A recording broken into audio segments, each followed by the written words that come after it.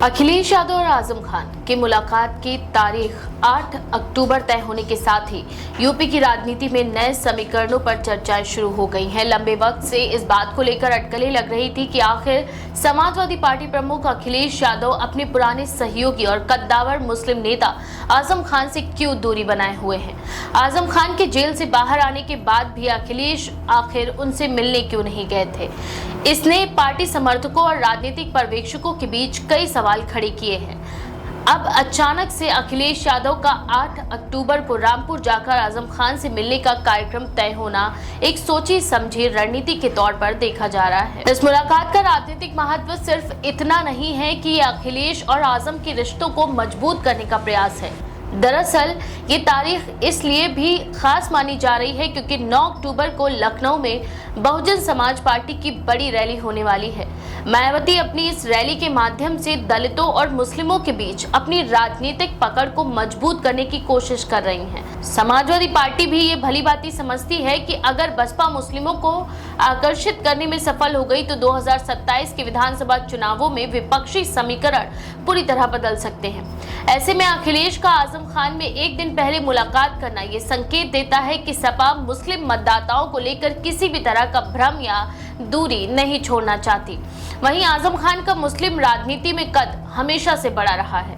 हालांकि जेल जाने और कानूनी उलझनों के बाद उनकी सक्रियता कम हो गई थी, लेकिन उनका प्रभाव अब भी रामपुर सहित पश्चिमी यूपी के कई जिलों में कायम है।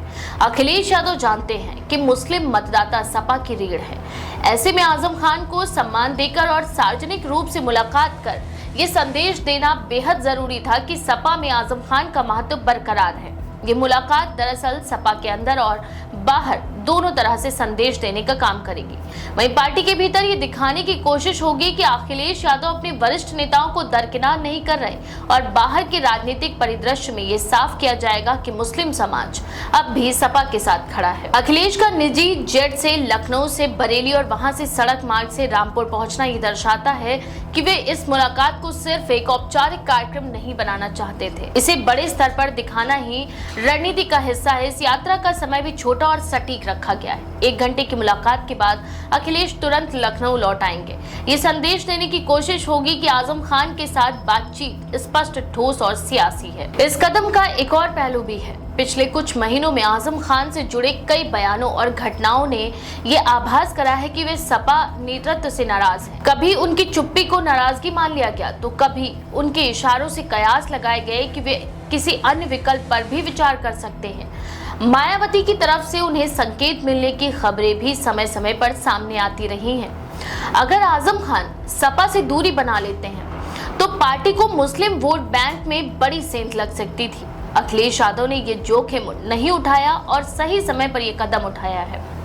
यूपी की राजनीति में ये मुलाकात विपक्षी एकजुटता के लिए भी मायने रखती है। लोकसभा चुनाव के बाद विपक्षी दलों में नए समीकरण बनने की चर्चाएं तेज हैं। बसपा, कांग्रेस और सपा सभी अपने अपने हिस्से की राजनीति को सुरक्षित करना चाहते हैं। ऐसे में मुस्लिम वोटों की राजनीति अहम हो जाती है। अखिलेश ये नहीं चाहते कि बसपा मुस्लिमों को अपने साथ जोड़ ले, इसीलिए उन्होंने आजम खान के साथ तालमेल और भरोसा दोबारा सार्वजनिक करने का फैसला किया है। इसके अलावा ये मुलाकात भाजपा को भी सीधा राजनीतिक संदेश देती है। भाजपा लंबे समय से यह आरोप लगाती रही है कि सपा मुस्लिम तुष्टीकरण की राजनीति करती है। अखिलेश यादव आजम खान से मुलाकात कर इस आरोप को और मजबूत करेंगे, लेकिन सपा की रणनीति ये है कि वह भाजपा के इस नैरेटिव से डरने के बजाय अपने वोट बैंक को मजबूत बनाए। इस पूरे घटनाक्रम का असर केवल रामपुर या पश्चिमी यूपी तक सीमित नहीं रहेगा, राज्य भर में इसका प्रभाव दिखेगा। मुस्लिम मतदाता ये देखेंगे कि आजम खान और अखिलेश यादव साथ हैं, यानी सपा में कोई विभाजन नहीं है। वहीं सपा कार्यकर्ताओं में ये संदेश जाएगा कि पार्टी का नेतृत्व अपने पुराने नेताओं को भी सम्मान दे रहा है। कुल मिलाकर 8 अक्टूबर की ये मुलाकात एक रणनीतिक कदम है जिसमें कई स्तरों पर सियासी संदेश छिपे हैं।